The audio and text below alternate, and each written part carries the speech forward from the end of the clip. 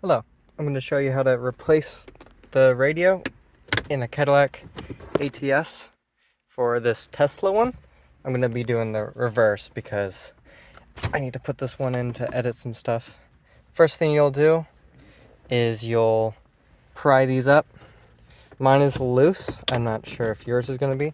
You just pry here all along to the start button. For that side, same thing here. Pry up and out, kind of towards the camera here. Pry up and out. There. And then you'll have bolts. They'll be 7mm. Undo those.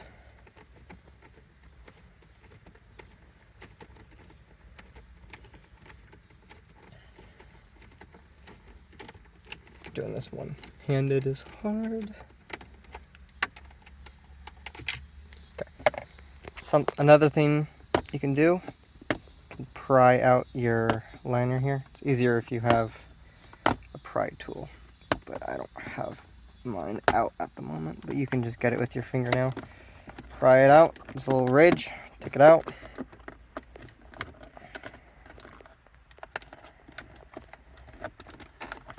And then you can put all your bolts in here. You'll need to take this out anyway, because you'll need to pry this out. Some of my clips are broken, so it'll come out a lot easier than yours. You'll just have to get some gloves on, rubber, and pry it out. It's filthy, don't mind that. Need to undo this one. Undo these two.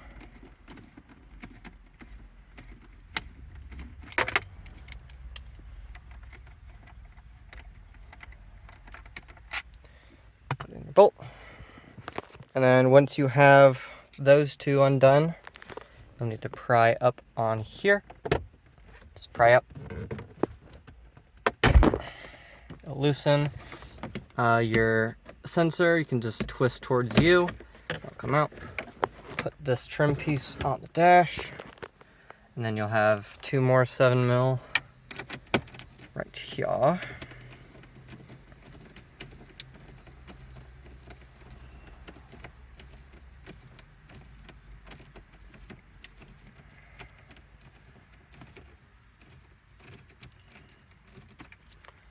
Make sure you don't drop those down under your bolt.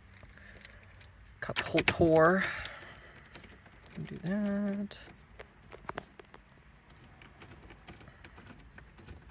These hold on the top.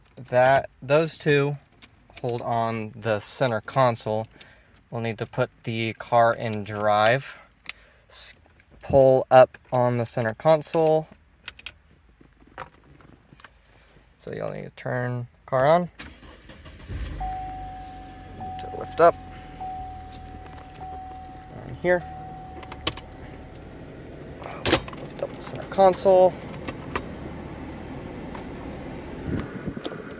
Drive. Make sure you're holding the brake, obviously. Otherwise you'll hit the curb in front of you. Pull this out. And then underneath there's two more, not the big one, the small one. Need to undo that.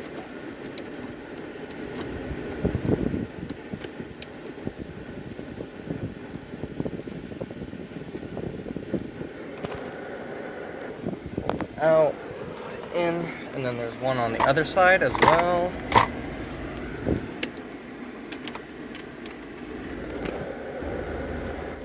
Right, and then your radio will now be loose.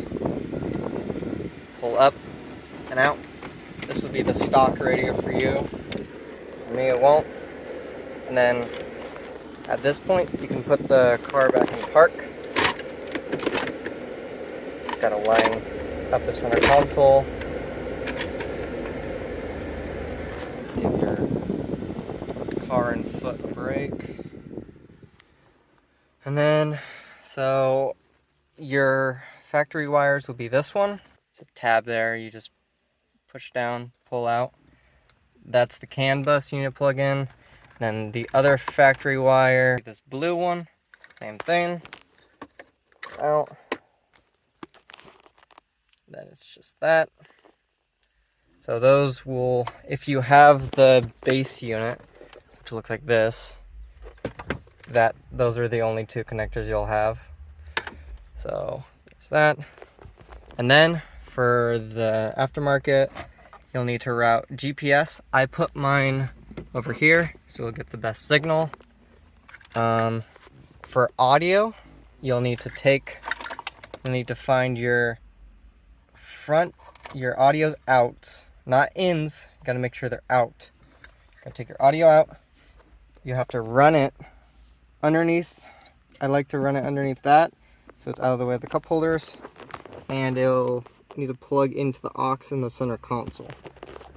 That's for audio. What else?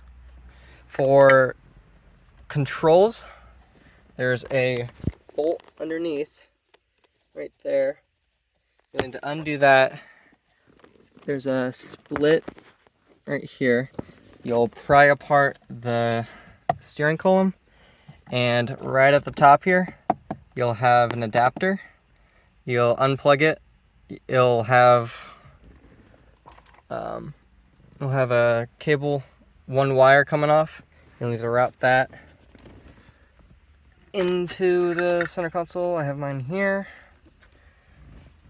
and that's how you'll get next and that, and then mute. And then, so for these, and then mic is optional. There's one built in. It's not very good. I just clipped mine right here. And I think that's it. And then putting it back together, you just do it in the reverse. I think that's it. For backup camera, I haven't done mine yet, so I'm not sure how you would do that.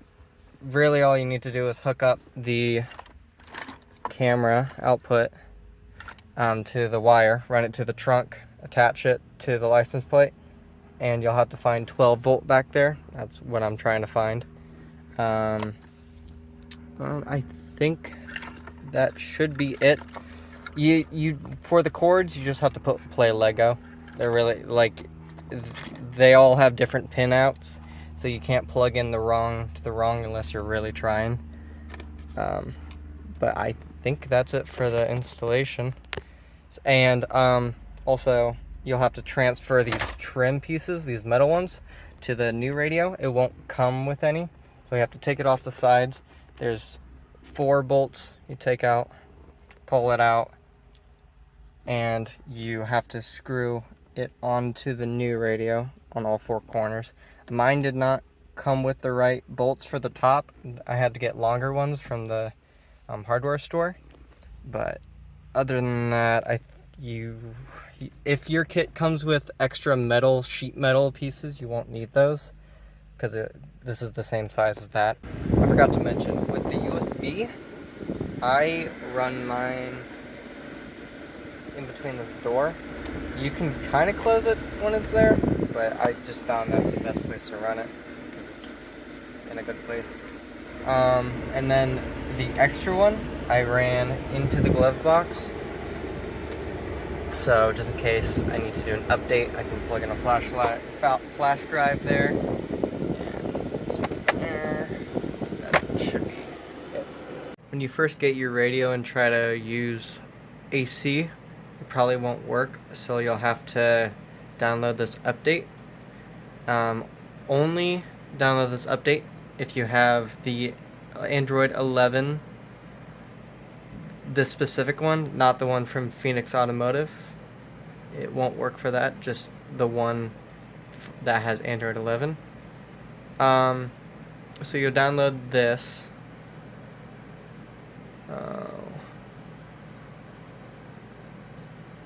Download this.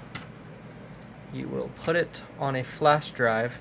So you put it on here, and then you will want to extract it also on the flash drive. And then for the USB, you'll go to car settings, system info, and then you'll hit I think Android upgrade, yeah. So you put the file on a USB, plug it in, and then Android upgrade. You'll get this new thing. Then you'll have to go into factory settings, protocol settings. So you just have to connect it to Wi-Fi and then hit update. So yeah, and then it'll update the software so you can do AC. So once you start, you go to settings, and then factory settings, and then the password 8888, and then app settings. Let load. Boot up apps. So you go boot up apps, and then you can hit. I use head unit reloaded because I have an Android, but you would do, and then it will. Z-Link will start when you turn on the car.